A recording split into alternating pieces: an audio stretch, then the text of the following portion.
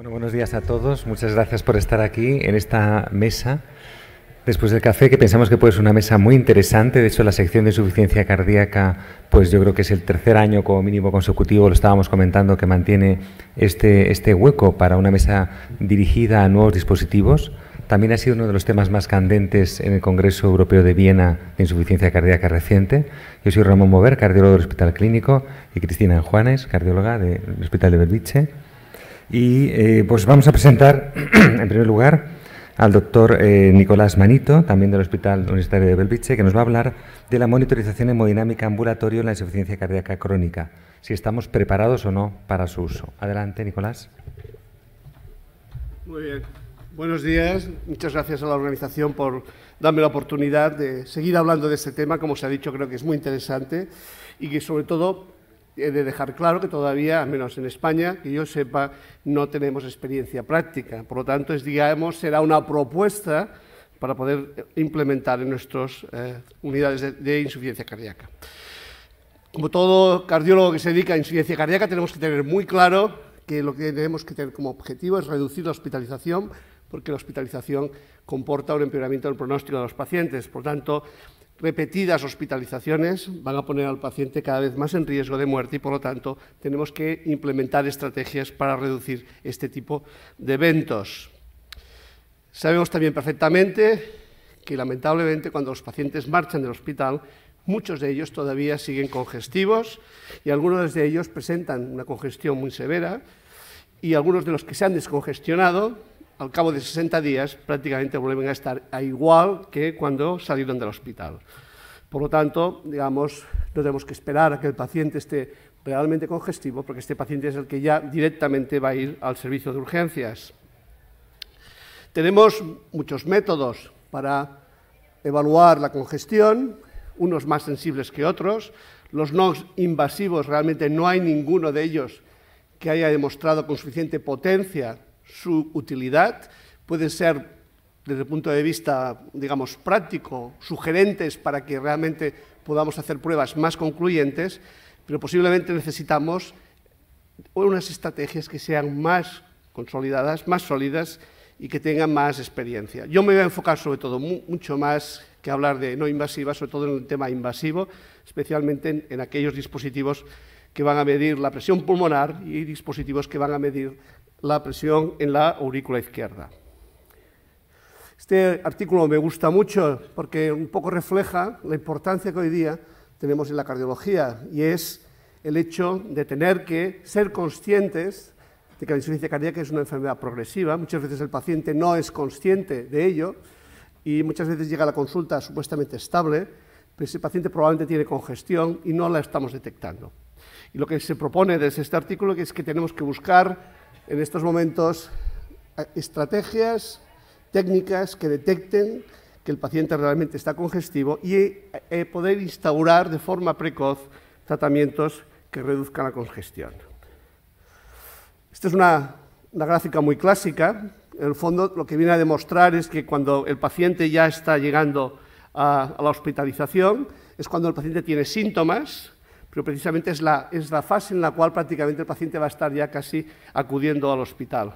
Lo que se propone es que cuando realmente empieza a haber ya datos de congestión, sobre todo hemodinámica, que se puede detectar por aumento de las presiones intracavitarias, es precisamente cuando tenemos que buscar este momento, digamos, este es el sweet spot, para poder tratar al paciente y volver a restaurar su situación desde congestión, que es la que lógicamente buscamos en todo paciente estable. Por lo tanto, ya digo que el objetivo será ir a fases muy iniciales, fases muy precoces, que no se pueden detectar por signos y síntomas del paciente, ni por el peso tampoco. Por lo tanto, esta es la estrategia que tenemos que hacer en nuestros pacientes, y esta estrategia está basada sobre todo en cuantificar. La forma de cuantificar, efectivamente, es determinando las presiones dentro de la arteria pulmonar y, sobre todo, las presiones, a ser posible, dentro de la aurícula izquierda. Para eso, ya digo que tenemos hoy día dispositivos. El primero de todos fue el Chronicle. Es un dispositivo de Medtronic que se colocaba a través del ventrículo derecho y en el ventrículo derecho captaba el momento de la apertura de la válvula pulmonar, con lo cual tenía un cálculo bastante aproximado, bastante real, de la presión diastólica a nivel del pulmón. Este fue un dispositivo que aparte también daba otro tipo de informaciones. Se testó en el estudio COMPASS, el point primario de este estudio fue hospitalizaciones por insuficiencia cardíaca o visitas a urgencias o pacientes que requerían tratamientos intravenosos. Lamentablemente el estudio fue neutro, no hubo una significación estadística, sí que cuando se analizaban el endpoint referido a la hospitalización por insuficiencia cardíaca sí que había una diferencia significativa. También se vio que había más pacientes que mejoraban clínicamente con el uso del Chronicle, pero debido probablemente a problemas del dispositivo, problemas del propio resultado del estudio, quizás este tipo de dispositivo quedó abandonado. Hay un dato muy interesante y es que se acaba de publicar en el año pasado en el Circulation Heart Failure una revisión de 790 pacientes que habían llevado un Chronicle y lo que se ve es que aquellos pacientes que mantenían presiones diastólicas pulmonares por encima de la media, que eran de 23 milímetros, en los pacientes que estaban monitorizados, marcaba claramente el pronóstico de los pacientes. Por lo tanto, aquellos pacientes que estaban, ya digo, por encima de la media, como veis en la línea azul, claramente tenían mayor mortalidad. Hasta tal punto que el estudio también permite cuantificar aquellos que contra más, como se puede ver, contra más reducen la presión auricular, en este caso izquierda, determinada por la presión diastólica pulmonar, tenían mejor pronóstico y aquellos que cada vez incrementaban más la presión diastólica tenían peor pronóstico. Por lo tanto, sí que efectivamente la presión diastólica pulmonar e indirectamente la presión auricular izquierda es la que impacta directamente en el pronóstico de los pacientes. Y por lo tanto, tenemos necesidad de calcularla para detectar precozmente la congestión y tratarla eficazmente. Y para eso, quizás, yo vengo a hablar sobre todo más que nada de CardioMEMS. ¿Por qué? Porque es el dispositivo que en estos momentos tiene más evidencia, que es la que voy a intentar explicar en los próximos minutos, y sobre todo porque realmente es la que, como veis, está recomendada en las guías. CardioMEMS no deja de ser un pequeñísimo dispositivo que se coloca como un catéter de Swan-Ganz y se deposita a nivel distal en una branca, una rama de las arterias pulmonares. Es un dispositivo minúsculo, prácticamente no genera ningún tipo de obstrucción a nivel de la pulmonar y curiosamente tiene una batería que dura toda la vida, por lo tanto no hay necesidad de cargarla y por otro lado pues transmite todo el sistema por vía, lógicamente por Bluetooth, a un sistema que capta la información que envía el CardioMEMS y lo que envía, como veréis, es ya os enseñaré en la próxima diapositiva, realmente una imagen muy similar a lo que es un catéter de Swan-Ganz. Lo más importante es que CardioMEMS tiene un estudio muy potente, es el estudio Champion, que se presentó y se publicó en el Lancet en el 2011, en el cual se evaluaron pacientes en clase funcional 3 que como mínimo habían tenido un episodio de hospitalización, estamos hablando de 550 pacientes, y fueron, digamos, randomizados a llevar el tratamiento o control, y el endpoint primario, sobre todo, era la hospitalización por insuficiencia cardíaca. A diferencia del estudio COMPASS, aquí sí que se les dio a los investigadores una serie de recomendaciones, cuáles eran los límites a los cuales tenían, los targets que tenían que mantener al paciente, evidentemente para evitar que estuvieran congestivos, y estos eran presiones sistólicas pulmonares entre 15 y 35, diastólicas entre 8 y 20 y las medias entre 10 y 25. Por lo tanto, esto, lógicamente, ayudaba a controlar médicamente a estos pacientes con los fármacos de la insuficiencia cardíaca. Esta es la imagen que os comentaba. Estos son los niveles medios de presiones que va dando. Aquí podéis ver, da una diastólica, una sistólica, una media, dada la frecuencia cardíaca, y para que veáis un poco el detalle más, lo puedo marcar aquí, sí, pero bueno, no funciona este. Como se puede ver en la gráfica de abajo, realmente la morfología es como si tuviéramos puesto un catéter de Swan-Ganz en la arteria pulmonar, con lo cual nos da realmente unos datos muy precisos de las presiones pulmonares en los pacientes. Estos son los datos más importantes desde el punto de vista del endpoint primario. Como se ve ya dentro de los 6 primeros meses, la reducción de hospitalización por insuficiencia cardíaca era del 28% y más allá de los 6 meses, acumulativamente, era del 45%. La media global del estudio fue del 37% y, como veis, fue claramente significativa. Posteriormente se presentó en la FDA un comité específico para analizar, lógicamente, la viabilidad de este dispositivo. Allí se presentaron no solamente datos de hospitalización, sino datos también combinados de mortalidad. Y como se puede ver aquí, en datos combinados de hospitalización y mortalidad había una reducción, como veis aquí, prácticamente a los 2 años del 27%. Eso hizo que la FDA en el 2014 le diera autorización para su uso comercial en Estados Unidos. Esta posiblemente para mí es una de las diapositivas más interesantes porque no tenemos nada actualmente para los pacientes con insuficiencia cardíaca y fracción de eyección preservada, no tenemos fármacos y tenemos problemas de hospitalización. En el estudio Champion había alrededor de 100, no me acuerdo exactamente si eran 100 y algo pacientes que tenían ICI fracción de eyección preservada. Y lo que se veía es que, al igual que pasaba en la reducida, también en estos pacientes se reducía de forma significativa el 46% a la hospitalización a los 6 meses y un 50% a los 18 meses, de forma también muy significativa. Esto significa que probablemente esta sería una estrategia para poder ayudar a estos pacientes a tener menos rehospitalizaciones a la espera de algún fármaco que muestre el mismo tipo de resultados. También en otro subanálisis del Champion, publicado en el Lancet en el 2015 por el principal investigador, William T. Abraham, se puede ver cómo los cambios totales de fármacos fueron mucho más importantes, es decir, mejor titulación de neurohormonal, mejor tasa de diuréticos en los pacientes que estaban controlados con CardioMEMS versus grupo control, por lo tanto, mejor optimización farmacológica. Y todos nos preguntamos, esta era lógicamente la experiencia con Champion, es decir, pacientes digamos, randomizados en un estudio controlado, etcétera, pero no era el real world, no era la práctica real. Y ya en el año 2017, Desai presenta lo que es la experiencia en Estados Unidos, y aquí ya estamos hablando de muchísimos más pacientes. Estos son datos de hospitalización, el A es de 6 meses, y el B es la hospitalización a 12 meses, y como veis también lo mismo que ocurrió en el Champion, una reducción prácticamente casi del 50% o del 45% a los 12 meses de la hospitalización.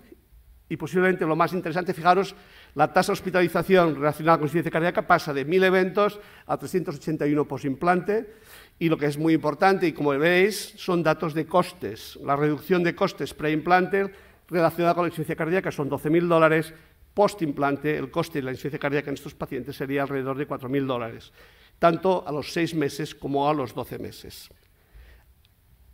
Cuando se miró el dato de subgrupos, muy importante, CardioMEMS era efectivo tanto en pacientes con edades por debajo de 75 años como por edades por encima de 75 años. No había diferencias en el sexo, en el tipo de implante, y excluyendo las muertes también, porque realmente los resultados eran muy, muy significativos. Hay otro dato también de práctica real, estos son 2.000 pacientes, y comparan un poco la característica de los pacientes respecto al estudio Champion, y es como es habitual en esta práctica de real world, en el uso, digamos, de pacientes de nuestras consultas, allí en Estados Unidos, la edad era superior, eran pacientes que tenían pues mucha fracción de eyección preservada, más que el estudio Champion, y por ejemplo tenían también presión pulmonar más alta. La media era de 34,5 para 34,9 versus 31,6 en el grupo Champion. Y lo que se puede ver aquí es que respecto al Champion, en la cohorte general de los pacientes de práctica clínica, los resultados todavía eran mejores. Es decir, que en el área bajo la curva, digamos, de presiones pulmonares, eran más bajas en el grupo controlado con CardioMEMS que no en los pacientes del grupo Champion.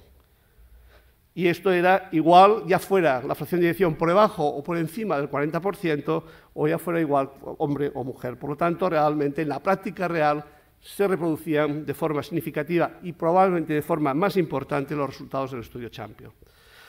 Y recientemente también se ha presentado un grupo dirigido específicamente a pacientes con fracción de eyección reducida, y lo que se puede ver es claramente en estos pacientes, que son 456, hay menos hospitalización por insuficiencia cardíaca de forma significativa, una tendencia a reducir la mortalidad, y cuando se hace un análisis por eventos paciente-año, sí que se ve una clara reducción, no solamente de lo que es la hospitalización por insuficiencia cardíaca, sino también, al lado derecho de la pantalla, se puede ver también que podría haber una reducción de la mortalidad en este perfil de pacientes.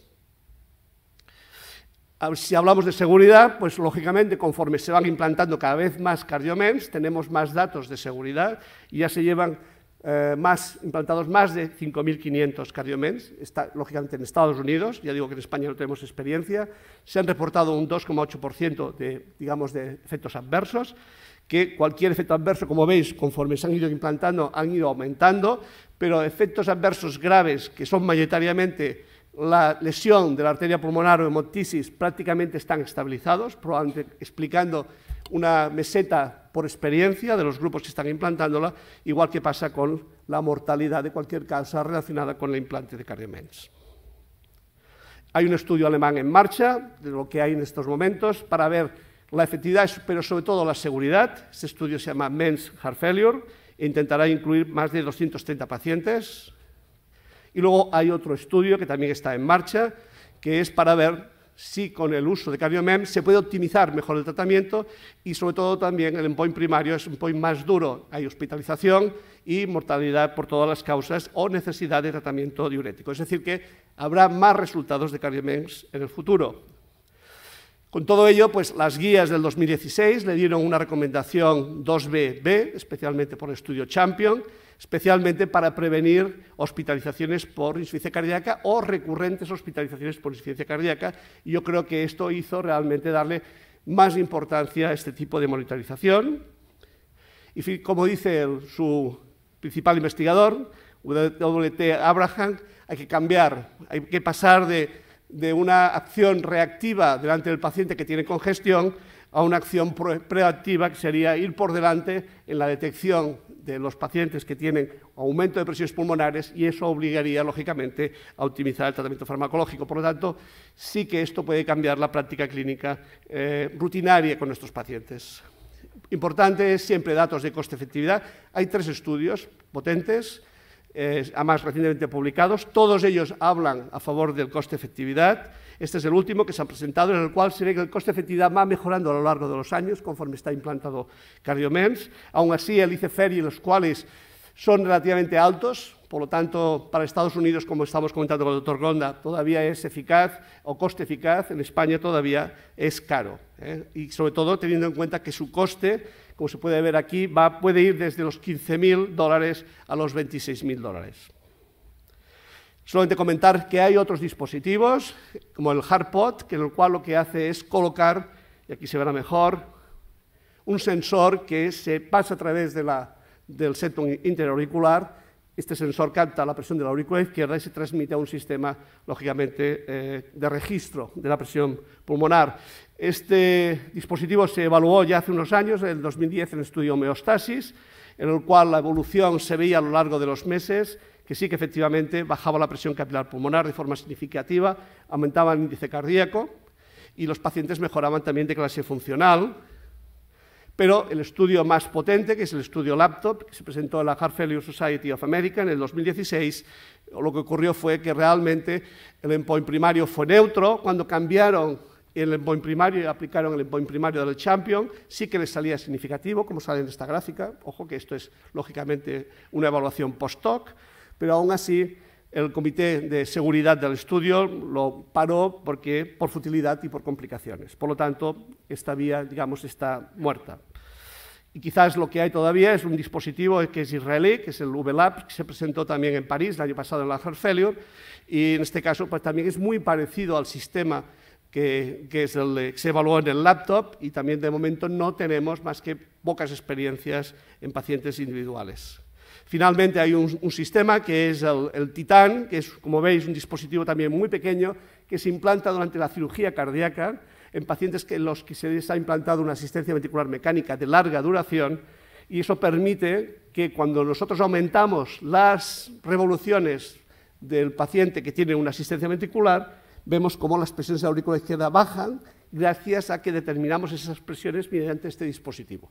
Por lo tanto, este dispositivo sí que es eficaz para medir la presión de la aurícula izquierda, y probablemente todavía, ya digo, que son datos iniciales. Los primeros datos se presentaron en el Congreso de la SHLT en el 2015 y se acaba de publicar los primeros 4 casos en el 2017. Por lo tanto, la monitorización ambulatoria hemodinámica mediante el implante de dispositivos es eficaz, proporciona mediciones que son factibles de las presiones intracardíacas y las presiones pulmonares. La gestión clínica de estos pacientes con los dispositivos puede reducir la hospitalización por insuficiencia cardíaca y puede mejorar la supervivencia, pero está claro que necesitamos más datos. La telemedicina yo creo que tiene y va a ser la revolución en la insuficiencia cardíaca. El problema, y a la pregunta que me hacían, si realmente estamos preparados para su uso, clarísimamente sí. El problema actual, siempre que hay tecnología, es el coste. Y por lo tanto, ahí tenemos que hablar con nuestros gerentes y ver si logramos convencerlo y tenemos datos suficientemente potentes. Gracias.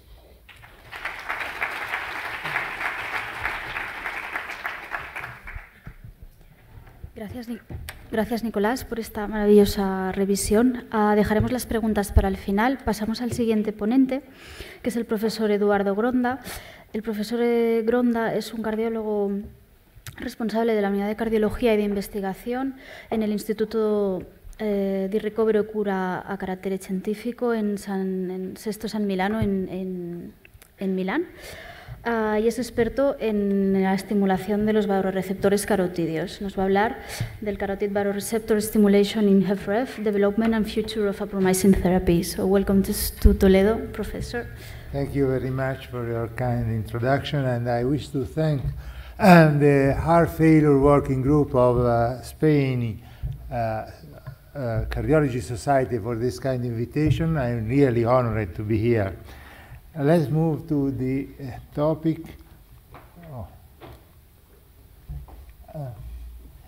Well, it was well addressed by a previous speaker that heart failure is one of the most deadly disorders, and we know since for many years that the number of days that the patient spent in the hospital is the marker of the adverse outcome, and is also a marker which is related to the time where this number of days are spent. The shortest times address that the patient is getting worse and worse in very fast. So what is the biological marker of the patient adverse event? We know since from almost 40 years that norepinephrine concentration in the plasma is the most prominent marker of patient exitus.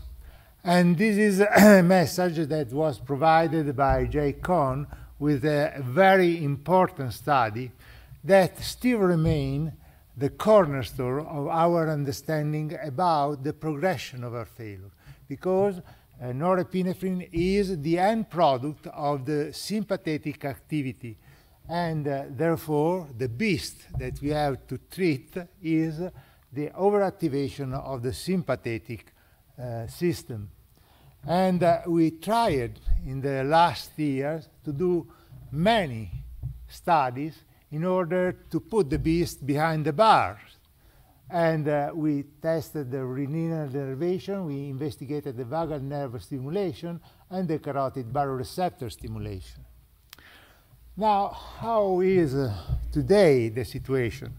Well, renal denervation gained a lot of interest in the past years. You remember certainly all the studies that were under the acronym of simplicity, all pumped up the volume about the fact that renal denervation was an effective therapy to treat resistant hypertension. But at the end, when the therapy was investigated with a sham procedure, the benefit was not present.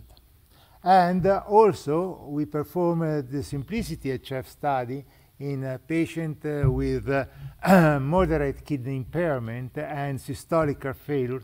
And you can see that the kidney was not injured by the therapy, but despite there was a mild decline in NT-proBNP, which was statistically significant, but below the threshold of the clinically meaningful level, left ventricular ejection fraction did not change. And what about vagus stimulation? Well, vagus stimulation also gained a lot of interest in the past year. Preliminary study performed in Italy, in Pavia, were very positive. And so there was a lot of expectation about the effect of the vagus stimulation. But at the end, the INNOVATE-HF, the largest controlled study that was performed in USA, addressed that the effect of the therapy was lacking. And there was no benefit in any of the endpoints of the study. Now let's move to the third therapy we have investigated, which is the baroreflex activation therapy. First of all, I wish to put under your attention what is the baroreceptor. Baroreceptor is a specialized structure which is placed in very precise places of our vascular tree. At the connection of the pulmonary vein with the atrium wall, at the bifurcation of the carotid, and on top of the aortic arch. What is the reason this is the position of these receptors? They are the sentinels that control the flow and the pressure that reach the heart, the brain, and the rest of the body. And they are able, in the case the pressure and the flow is going higher than it would be needed, to restrain the sympathetic flow and to increase the vagal tone. How much relevant is the baroreflex in the heart failure patient?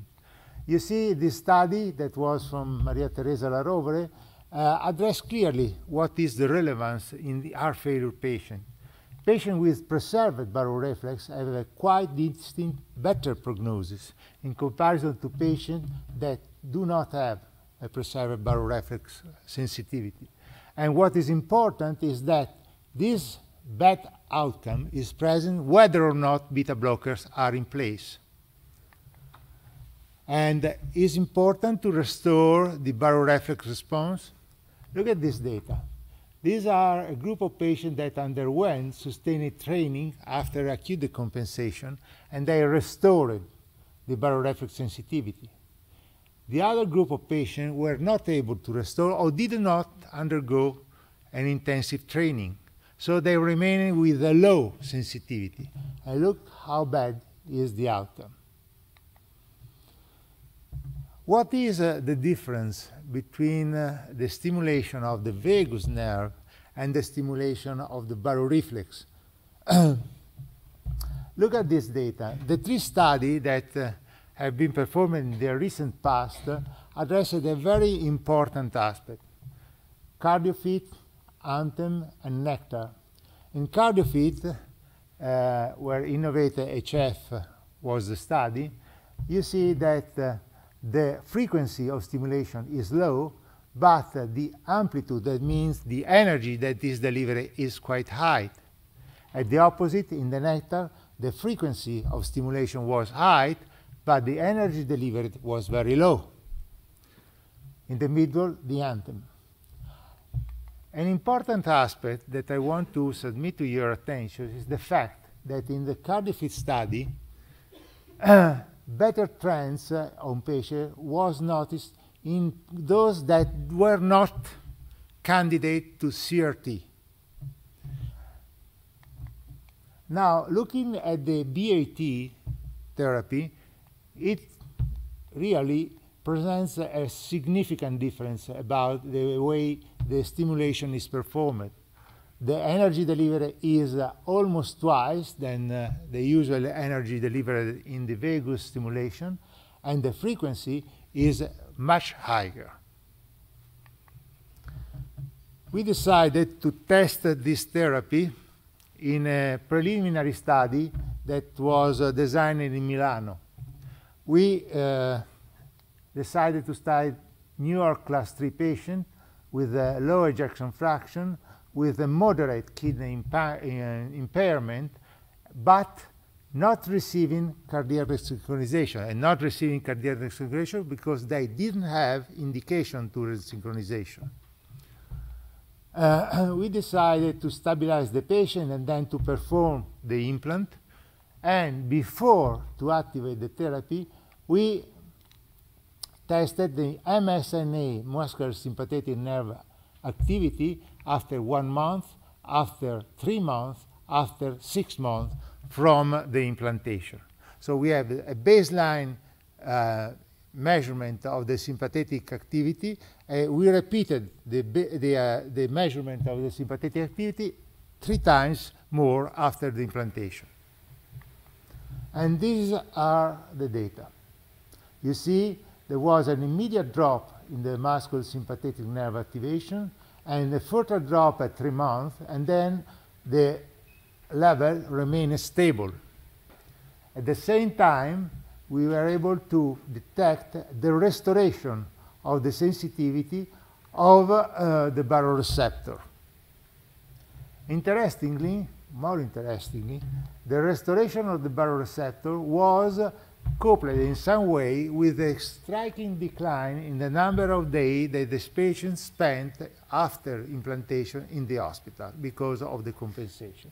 And it was something that we did not expect in these sites. On the basis of this preliminary study, a control study was designed.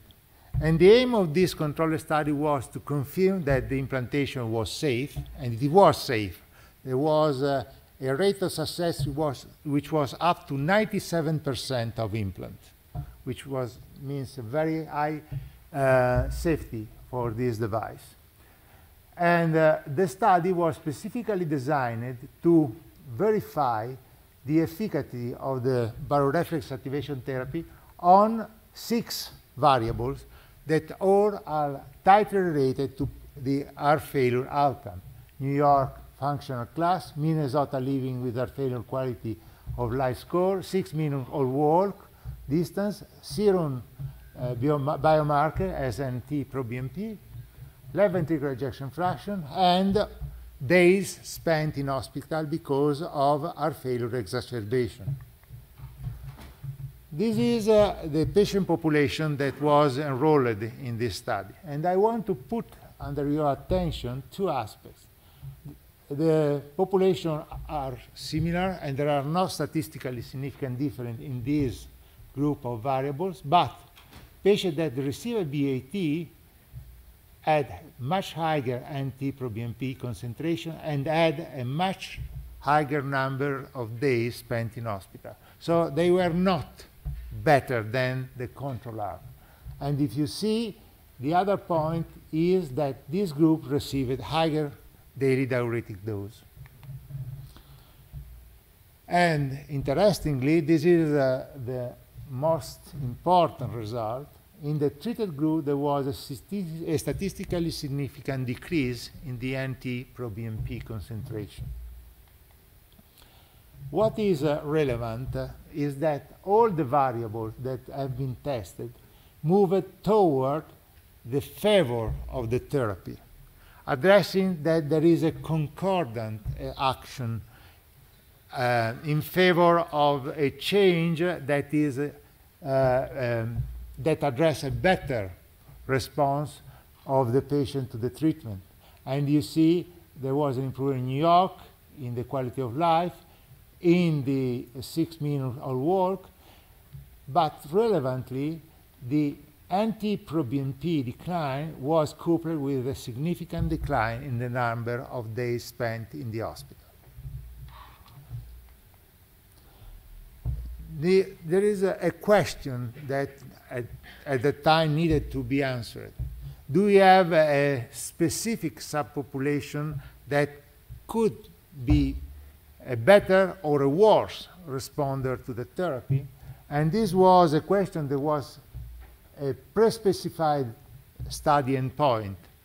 The study endpoint was to verify the difference between patients that received CRT in comparison to patients that were not treated with CRT. And these are the two populations that have been compared. And you see patients that had CRT were older and also had higher anti-proBNP concentration. What is the net result of this comparison? Well, it is clear that the largest benefit that was achieved by the BAT therapy was among patients that did not have indication to CRT. All the data address that this group of patients had a better outcome than the patients that were treated with CRT. There is another aspect that I wish to present to you, and is the fact that in the treatment arm in this study, there was a progressive significant increase in systolic blood pressure, which was coupled with an increase of pulse pressure. And this is a very good news, as we know that the increase of pulse pressure, of systolic pressure without increase of oxygen consumption is a marker of better prognosis. The question is if the therapy is able to increase the systolic pressure, what can do in another situation, in another clinical condition where the sympathetic activation is very high, as in resistant hypertension, and the therapy has to be used. And this is the answer.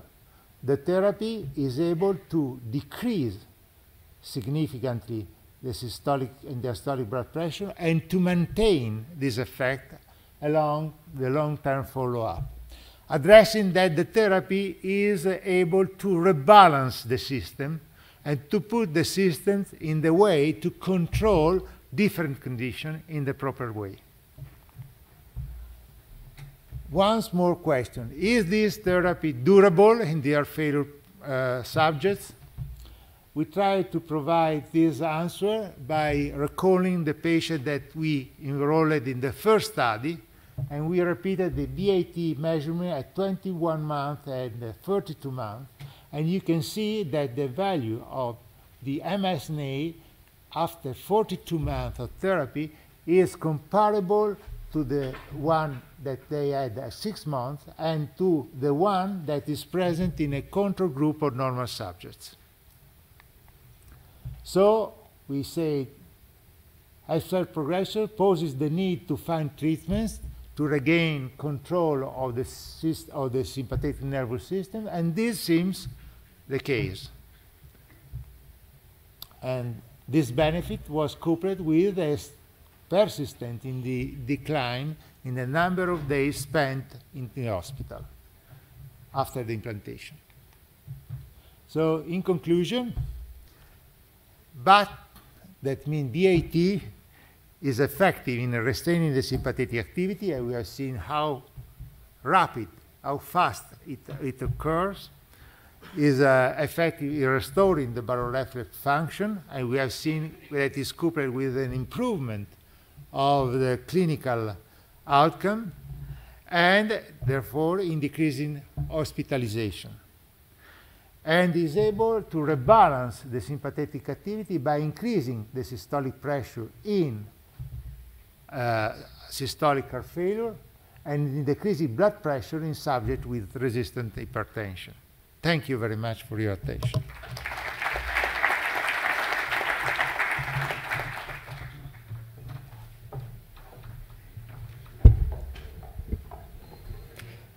Muchas gracias. Thank you very much, profesor Gronda. Pasamos ahora a un tercer aspecto que, como he comentado antes, pues ha sido uno de los clinical trials que presentados en Viena, y nos lo va a presentar Juan Delgado, del Hospital 12 de Octubre de Madrid, modulación de contractilidad cardíaca, fundamento y aplicación clínica.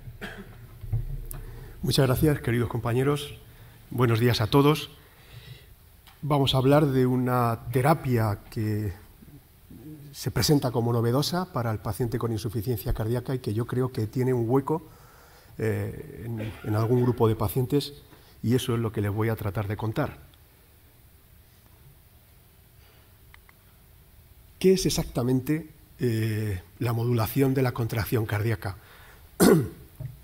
De forma muy simplificada, consiste en administrar una señal no excitante de alto voltaje, ven 7,5 voltios y 22 milisegundos de duración, al septo del ventrículo derecho durante el periodo refractario absoluto del corazón.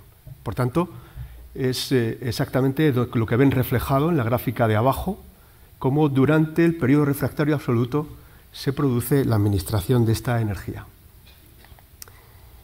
¿Y cómo se administra? Pues sencillo, hay un dispositivo que ha sufrido varias generaciones, en este momento es el Optimizer Smart, tiene un dispositivo de recarga que permite, pues como su propio nombre indica, recargar esas baterías, y dispone además de un programador de fácil acceso y muy visual para modificar parámetros de estimulación. Y como ven, este puede ser el resultado de nuestros pacientes, donde los espacios infraclaviculares se llenan de dispositivos y cables, pacientes con fracción de eyección deprimida que necesitan implantar un desfibrilador, y bueno, ya pueden ver cómo se implanta el desfibrilador por esta vía y convive perfectamente con otro dispositivo del que salen 3 cables. Uno se aloja en la aurícula derecha, como cualquier marcapasos bicameral, y como ven aquí hay 2 ondas que se dirigen a la parte baja del septo interventricular, en la zona del tracto de salida, de forma que, separados aproximadamente 20 milímetros, uno se encarga de sensar y otro es el que produce la estimulación de la modulación de la contracción. ¿Y esto de dónde sale? Es decir, ¿qué recorrido ha tenido esto? Porque claro, de repente nos presentamos aquí con un dispositivo nuevo.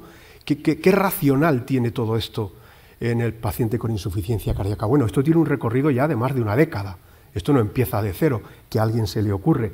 Fíjense, este es un modelo experimental en el que un músculo papilar de conejo se aplica en este sistema la modulación de la contracción cardíaca, tal y como les he descrito, y con este traductor podemos ver cómo se modifica la fuerza de la contracción a nivel de este tejido muscular.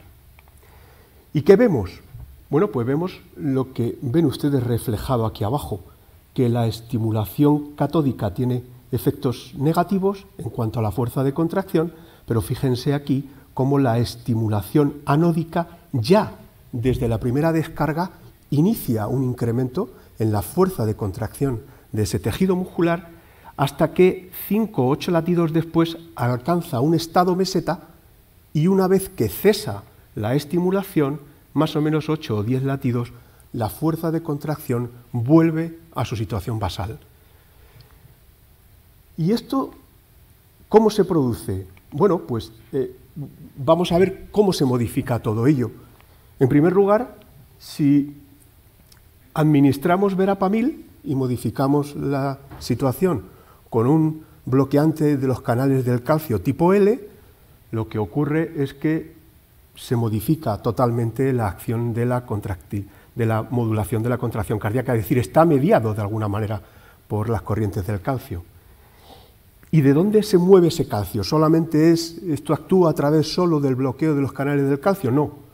tiene que ver con el retículo sarcoplásmico, porque si yo doy una molécula que es rianodina en el medio, consigo bloquear el movimiento del calcio a través del retículo sarcoplásmico, no obtenemos, como ven en rojo, el efecto deseado que teníamos en el músculo a nivel basal. Por tanto, tiene que ver con el calcio y su movimiento a través del retículo sarcoplásmico. ¿Y qué más cosas podemos ver? Pues que, fíjense, si en el medio tenemos propanolol, es decir, un bloqueante clásico del sistema adrenérgico, lo que hace es que modifica la fuerza isométrica basal, lógico, con el beta bloqueante, pero el porcentaje de incremento de la contractilidad o de la fuerza contráctil tras la aplicación de la modulación de la estimulación no se modifica. Por tanto, es efectivo con el beta bloqueante y, por otro lado, este mismo estudio demuestra no solo en el modelo animal, sino que en corazones explantados en el momento del trasplante, músculo papilar de tejido cardíaco humano insuficiente también muestra el efecto positivo.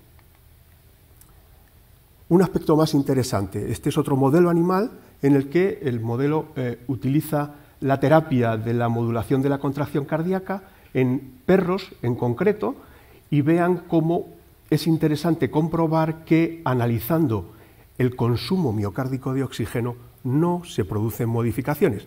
Recuerden que esto suena a efecto inotrópico y que se diferencia del efecto inotrópico en que realmente tiene, entre comillas, un efecto inotrópico, pero no a expensa de aumentar el consumo miocárdico de oxígeno.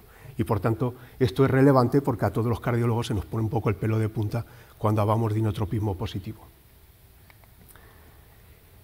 Antes de entrar en los estudios pivotales, quiero mostrarles también datos de que, ¿vale?, ya sabemos que el calcio se modifica, pero ¿y qué ocurre a largo plazo? Bueno, pues este es un subestudio de uno de los estudios pivotales, que es el FIX Heart Failure 4, en el que se analizaron en biopsias endomiocárdicas cómo se modificaba la expresión genética en estas personas. Esto ya son biopsias a 3 y 6 meses en pacientes que participaron en el estudio FIX 4. Y pueden comprobar cómo aquellos genes que se expresan en el paciente con insuficiencia cardíaca, que tiende a expresar una genética muy parecida al corazón fetal, se ve modificada por la administración de la modulación de la contracción cardíaca. Y ahora les explicaré cómo. Vean cómo, fíjense, paciente basal, esta columna, cuando se estimula el ON, vean cómo modifica la expresión de la alfa, de la cadena pesada de la miosina, de la molécula SERCA2A, que, por ejemplo, cuando está apagada, vuelve a encenderse la ON, que era un estudio cruzado, luego se lo explicaré. Vean cómo aumenta también no solo el SERCA2A, sino que aumenta el fosfolambán, y ahora les explicaré qué significa ello. Por tanto, a corto plazo moviliza el calcio, a largo plazo modifica la expresión genética en la célula del corazón, del cardiomiocito, para que este efecto se prolongue a largo plazo. Por tanto, y para resumir los efectos, es que de forma inmediata mejora la contractilidad vía múltiples mecanismos, sobre todo vean aquí los canales del calcio y la intervención en el retículo sarcoplásmico, de forma que a largo plazo esta modificación genética lo que hace es una regulación al alza en la expresión del SERCA2A y de la fosforilación del fosfolambán, que permite liberar al retículo sarcoplásmico y que el SERCA intercambie de forma facilitada el calcio a nivel celular. Por tanto, no solamente eso, sino que aumenta la expresión de metaloproteasas y de alguna manera podría influir en qué ocurre en el intersticio y en el remodelado intersticial, el corazón insuficiente. Por tanto, estos son aparentemente estos son los mecanismos de acción reconocidos en esta terapia. ¿Y qué hay de resultados en humanos? Bueno, la terapia se ha desarrollado durante 10 años, les podía haber traído muchos estudios observacionales, sobre todo grupos alemanes que han desarrollado mucho la terapia, pero me voy a centrar solo en los estudios pivotales con grupo control y que de alguna manera tienen un diseño de investigación clínica sólida. Vean aquí, por ejemplo, que este es el que les mostraba antes, en el que se ve que se aleatorizaron pacientes en el Fixed Heart Failure 4 tras un estudio en el que se comprobaba, fíjense, si tras la aplicación de la modulación de la contracción cardíaca aumentaba el DPDT como mínimo un 5%, y en ese grupo se aleatorizaron, fíjense, 80 y 84 pacientes de forma cruzada en una fase inicial de 12 semanas. El dispositivo estaba encendido y luego apagado, y en el grupo 2 era el efecto contrario, primero estaba apagado y las 12 siguientes semanas estaba encendido. Obviamente esto era doble ciego para que nadie conociera quién tenía una situación u otra. Al final, de todos los pacientes que cumplían los criterios de inclusión, se metieron en el estudio el 93% de los pacientes. ¿Y qué se vio? Bueno, pues se vio esto. El primero es el gran efecto placebo. Y eso ocurre igual que ocurría con los estudios clásicos de la terapia de resincronización. Ponerse un dispositivo ya mejora, aunque estuviera apagado el sistema. Fíjense cómo a las 12 semanas, con el dispositivo apagado, tanto aquellos que tenían encendido como apagado, les mejoraba la calidad de vida, mejoraba el consumo de oxígeno y mejoraba el test de los 6 minutos. ¿Qué ocurre? Que en las siguientes 12 semanas este efecto placebo solo se pudo, evidentemente desaparece, y solo se mantuvo la mejoría de los objetivos primarios del estudio en aquellos pacientes que tuvieron el dispositivo encendido. Como pueden ver, la mejoría de los 30 metros o el consumo de oxígeno en casi 1 mililitro kilogramo minuto de consumo de oxígeno solo se mantuvo en los pacientes que tenían el dispositivo encendido. Y el segundo estudio pivotal que les quiero mostrar es el Fixed Heart Failure 5, que fue un estudio puramente americano. Participaron 40 centros americanos y era el estudio pivotal para la aprobación del dispositivo por parte de la FDA. Quiero mencionarles 2 aspectos muy relevantes en este estudio. El primero, que la FDA impuso un endpoint que no he conocido en ningún otro estudio, porque requería la mejoría del consumo de oxígeno en el umbral anaeróbico. Es decir, había que mejorar un 20% el consumo de oxígeno al umbral anaeróbico. Y otro aspecto que merece la pena reseñar, y es que había un seguimiento que era de 1 año, y se consideró que quizá no fuera muy ético implantar un dispositivo y tenerlo apagado durante 1 año, asumiendo las complicaciones que pudieran derivarse del implante del dispositivo. Bien, dicho estas 2 salvedades, quiero mostrarles cuál fue el resultado.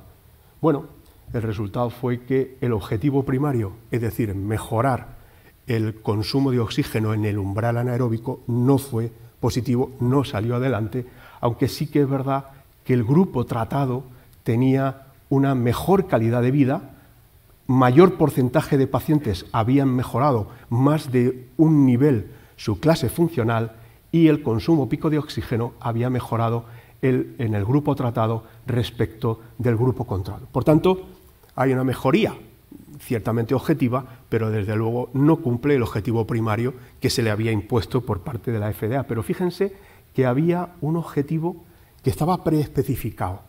Recuerden que este estudio, fíjense cómo termina la frase, pacientes con insuficiencia cardíaca avanzada. Sabemos que este es un grupo muy especial de pacientes. Bueno, pues se analizó qué pasó en aquel grupo de pacientes que, al menos por fracción de eyección, no tenían tanta insuficiencia cardíaca avanzada, y eso estaba preespecificado. Había 150 pacientes que tenían una FEBI mayor del 25%. Bien, pues en este subgrupo de pacientes sí que se cumplió el objetivo primario, una diferencia significativa en el umbral anaeróbico en cuanto a mililitros kilogramo minuto de consumo de oxígeno, así como en el consumo pico y así como, nuevamente, diferencias mucho más marcadas, como pueden ver, en todos los otros parámetros relacionados con mejorías de aspectos clínicos. ¿Y qué ha pasado? Pues que la FDA ha dicho, oye, no has cumplido el objetivo primario, pero parece que es verdad que los enfermos con FEBI mayor del 25% van mejor, hazme un estudio confirmatorio a ver si esto es verdad. Y lidera Abraham, que ya ha salido en esta reunión alguna vez más, y esta es la publicación que acaba de salir hace unas pocas semanas, este estudio Fixed Heart Failure 5C o confirmatorio, que vuelve a ser americano, Son 160 pacientes, FEBI ya del 25 al 45%, y le imponen dos criterios. Un criterio de eficacia, consumo pico de oxígeno, ya se han olvidado del umbral anaeróbico y vuelven a un objetivo importante primario de seguridad, y es ver el porcentaje de pacientes que están libres de complicaciones derivados del implante del dispositivo a las 24 semanas. ¿Y qué ocurre? Bueno, pues estos son los 160 pacientes aleatorizados a implantarse el dispositivo con un endpoint primario de eficacia y seguridad, y el análisis se diseña de tal manera que, aunque vamos a mirar el consumo pico de oxígeno, vamos a considerar también qué pasó con esos 150 pacientes del Heart Failure FISH 5 que tenían más de 25% de fracción de eyección para darle potencia a este estudio. Pues bien, las dos poblaciones de esos 160, ya veis que se han sumado los pacientes del grupo control y del grupo tratado, de los que tenían fracción de eyección mayor del 25%, son poblaciones que se acercan a los 200 pacientes, y vean que están bastante balanceadas en características clínicas, con un consumo pico de oxígeno de 15, todo el mundo más o menos mentalmente sabe qué tipo de paciente nos estamos refiriendo, un poco más de 300 metros en el test de la marcha de 6 minutos, y una fracción de eyección, fíjense, del 32% de media, siempre con un QRS menor de 130 milisegundos, en ritmo sinusal. Y bueno, lo que ha ocurrido es esto, es decir, que hay una mejoría significativa del consumo pico de oxígeno, casi de 1 mililitro, 0,84 mililitros kilogramo minuto, y que, bueno, pues estas diferencias, individualizando los estudios o sumándolos, ven que es sólidamente significativa en cuanto a mejoría de la capacidad funcional, así como en la calidad de vida, y así como el porcentaje de pacientes que incrementan al menos un grado en su situación funcional, como les comentaba, y como ya se había visto en los estudios previos. En cuanto al objetivo primario de seguridad, vean que solo 7 pacientes tuvieron problemas relacionados con el implante del dispositivo. Vean que, bueno, pues 5 desplazamientos de sonda, una trombosis venosa profunda y una erosión del generador, algo que a nadie se le escapa, que son las complicaciones propias del implante de dispositivos eléctricos en el ámbito, y desde luego cumple ese objetivo, no más de 70, sino más, casi el 90% de los pacientes están libres de una complicación derivada de la posición de la sonda. Bueno, y algún dato más derivado de este estudio, y es ese objetivo que tanto nos gusta en el ámbito de la cardiología, que es ese objetivo combinado de muerte y hospitalización, ya que no siempre hay estudios adecuadamente potenciados para tener fuerza y demostrar qué pasa con la supervivencia solo. Vean que, bueno, pues a 6 meses de seguimiento, ya sé, no es mucho, 6 meses de seguimiento, la terapia consigue mejorar este aspecto de hospitalización o muerte de causa cardiovascular. Y un dato más, y ahora ya no es el 25%, ya si nos acercamos un poquito más a una fracción de eyección superior, vean cómo pacientes del 35 al 45%, el beneficio de la terapia es superior, sobre todo en el dato objetivo, consumo pico de oxígeno.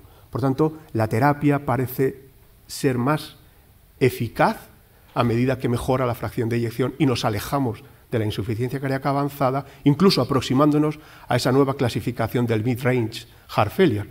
Por tanto, eso también es importante tenerlo en cuenta. Lo traigo aquí porque se presentaron los datos en el Congreso de Viena de Heart Failure. Todos, algunos recordarán el registro europeo que recoge una población similar a los, al Heart Failure, perdón, al FISH Heart Failure 5, en el que, bueno, este registro europeo, que son 140 pacientes, como pueden ver aquí, cuando se comparan con el registro MAGIC, vean que hay diferencias respecto a la supervivencia, pero cuando se comparan con el Seattle Heart Failure Model, en el que ven la mortalidad proyectada, realmente no hay por el momento diferencias significativas en este tiempo de seguimiento, pero sí, nuevamente, si volvemos a hacer lo mismo que en el estudio confirmatorio, centramos en los 57 pacientes que van con fracciones un poquito superiores, acercándonos al mid-range, las diferencias en supervivencia sí fueron claramente significativas. Simplemente porque tengan una referencia les recuerdo que 1 mililitro kilogramo minuto de oxígeno nos puede parecer muy poco, y probablemente sea verdad, es muy poco, pero les recuerdo que el estudio Companion, sobre el que pivotó la terapia de resincronización, ya en aquel momento era un poquito inferior, incluso no llegaba a superar el 0,5 mililitros kilogramo minuto de consumo de oxígeno, y eso ocurrió con todos los estudios de resincronización. La diferencia es que posteriormente Companion y Kerechev demostró mejoría en la supervivencia, y por tanto nada que decir, pero en cuanto a mejoría funcional es comparable la terapia de resincronización con la modulación cardíaca. ¿Y qué dicen las guías? Por el momento pocas cosas, y además porque están un poquito viejitas.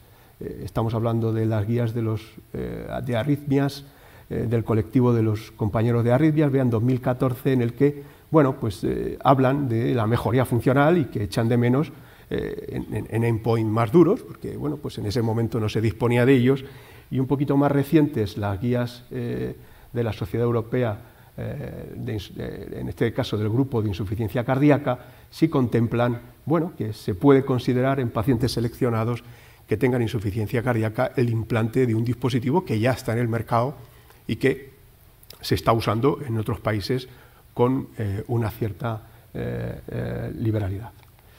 Y por tanto, para no aburrirles, mostrarles mis conclusiones, y es que en pacientes, recordemos, quizás sea el target adecuado para este tipo de terapia, pacientes con insuficiencia cardíaca crónica, que tengan un QRS menor de 130 milisegundos, por tanto no hay competencia con otro sistema de estimulación, estén en ritmo sinusal, que tengan fracción de eyección entre el 25 y el 45%, parece un target adecuado, y que estén sintomáticos, obviamente, a pesar de tratamiento médico óptimo. Ya sé que estamos todos muy contentos de cómo mejoramos en pacientes con insuficiencia cardíaca y FEBI deprimida cada vez en point, pero no hay que olvidar que seguimos estando ante una situación en que a 5 años de seguimiento, con el mejor tratamiento del mundo, los pacientes los seguimos perdiendo la mitad de ellos a los 5 años. Por tanto, lejos de la complacencia que debemos sentir, hay que estar abierto a nuevas terapias que puedan ayudar a algún paciente más. Porque en estas circunstancias, la modulación de la contracción cardíaca reduce, al menos lo que se ha visto hasta el momento a corto plazo, algo más de 6 meses, 1 año de seguimiento, reduce el endpoint combinado de muerte cardíaca y hospitalizaciones por insuficiencia cardíaca. Claramente, de forma sólida, mejora el consumo pico de oxígeno en el test ergoespirométrico, mejora la calidad de vida y la clase funcional, evaluado por médicos que eran ciegos a la asignación de grupo en el que estaba el paciente, como se ha visto en los estudios pivotales, y que parece seguro, o al menos igual de seguro que el implante de los dispositivos eléctricos que estamos manejando en el día a día. Que estos efectos beneficiosos, según los últimos datos, parecen ser más potentes en el grupo de una FEBI entre 35 y 45%, y que yo creo sinceramente que es un recurso terapéutico disponible y que tendremos que considerarlo en el grupo de pacientes que les he comentado. Y nada más, muchas gracias.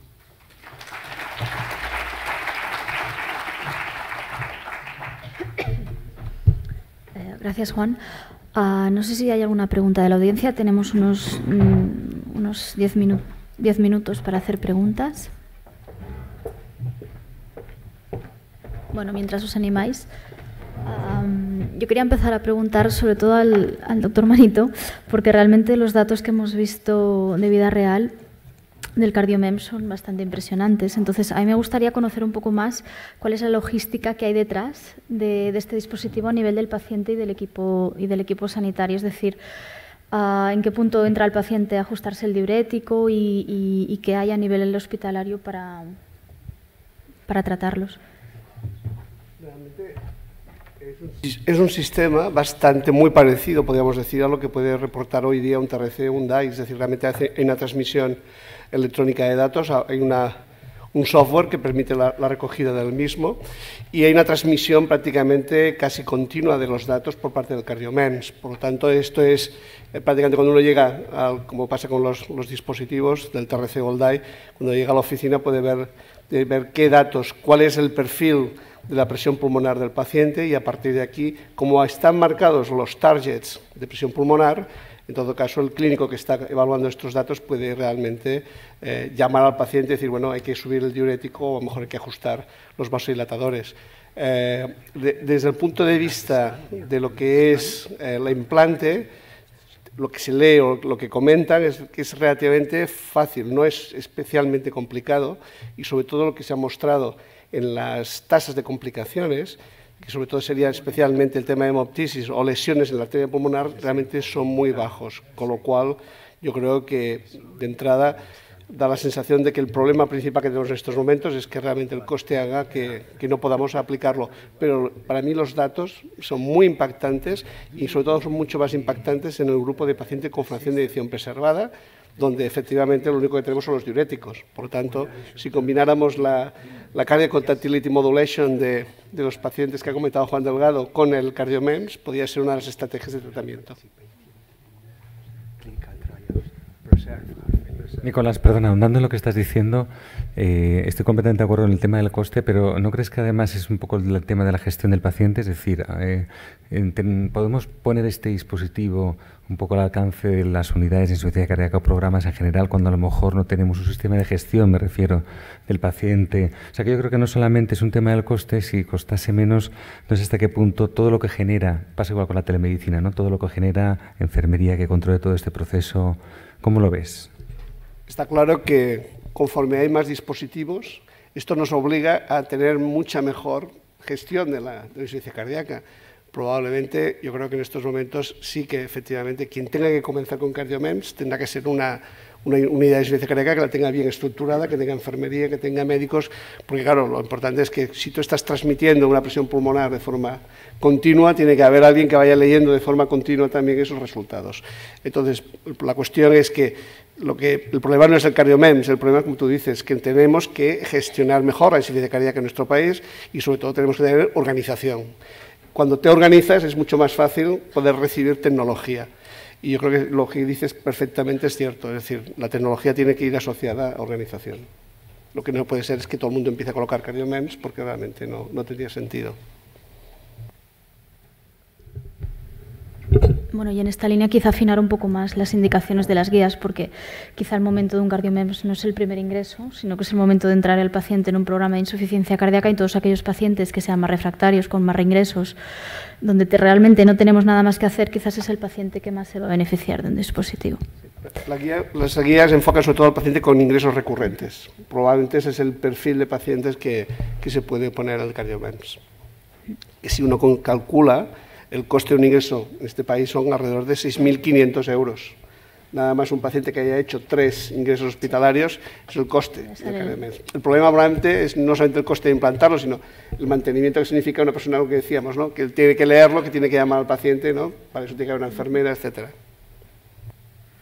I have a question for you, Professor Gronda. So what do you think it's, in your experience, the best moment or in what stage of heart failure is this Barostim therapy most effective? So when do you think it's going to be useful?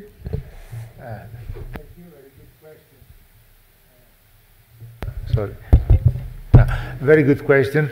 Of course, you do not have to expect a big result if the patient is very end stage or failed.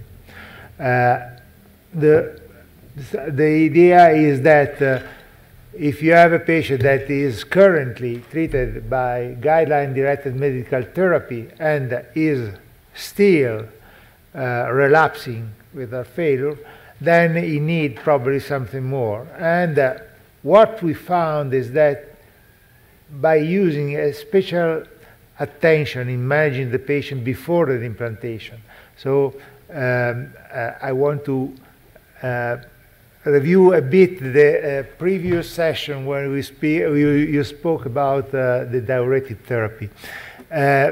In this patient, we had a very long story of our failure previously, before our implantation. And the first patient I was able to convince to undergo implantation, it was 2011, 7 years ago, was a lady that was really sick, and she was bedridden, and she had enough to take diuretic dose and so on. So she decided to accepted to be the first to receive the therapy.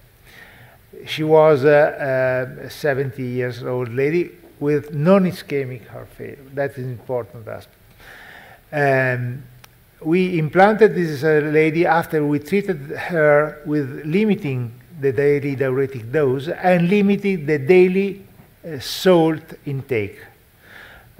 We maintained a very low salt intake for all the time of the study because this is the most effective way to decrease congestion and to leave the vagus activation to take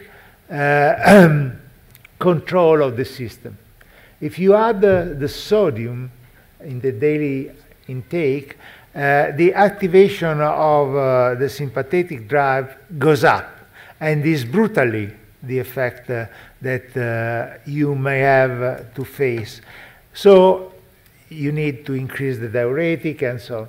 Very importantly is to decrease it as much as possible the daily diuretic dose and start with the therapy. Maintaining the patient in a very strict follow-up for 3 to 6 months, and then they have the best effect of the therapy and do better, as you have seen. ¿Alguna pregunta? Una pregunta. Tenía dos cuestiones, una para el doctor Manito y otra para el doctor Delgado. Y es, no sé si sabéis si había un protocolo específico del manejo diurético, de cómo se hacía con el CardioMEMS, es exactamente cómo se ajusta en función de los parámetros de la presión pulmonar. Y para el doctor Delgado, si todos los pacientes estaban en ritmo sinusal, hay pacientes que están en fibrilación auricular y si los resultados variaban. Dentro del CardioMEMS hay un artículo de María Rosa Costanzo especificando cómo se hicieron los cambios, aparte del estudio que se presentó en el Lancet también, que habla VT de Abraham, pero ellos lo que comentan es que hacen dos cambios sobre todo. Aumentan la dosis del diurético, lo que pasa es, no te puedo decir exactamente, probablemente lo que hacen es doblar la dosis del diurético, pero sobre todo lo que introducen ellos es nitratos de larga duración, es decir, utilizan mucho vasodilatador en paciente que tiene aumento de presiones pulmonares.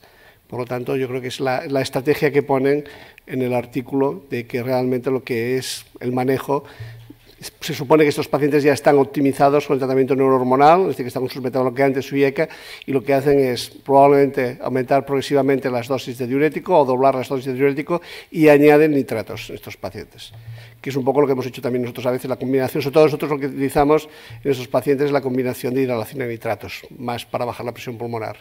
Por lo tanto, digamos que es una estrategia bastante similar a la que aplicamos en la práctica clínica. Juan. Respecto a los criterios de inclusión y a la fibrilación auricular, no sé si has visto que en el FIX Heart Failure 5 hay un grupo de pacientes que están próximos a los 600, 700 y solo 400 pacientes acaban iniciando el proceso de aleatorización, y es que ahí tenían un procedimiento muy estricto y eso incluía un holter de 24 horas previo a la inclusión. Si no, los pacientes con arritmias y concretamente la fibrilación auricular era un claro criterio de exclusión. Es decir, la terapia requiere ritmo sinusal, como has visto son una sonda en aurícula y en ventrículo, y la administración de la terapia por el momento es, que yo sepa, ritmo sinusal. Bueno, no tenemos tiempo para más preguntas porque ahora empieza la siguiente mesa. Simplemente dar las gracias a los ponentes y a la audiencia y os dejamos con la mesa de cardio-oncología.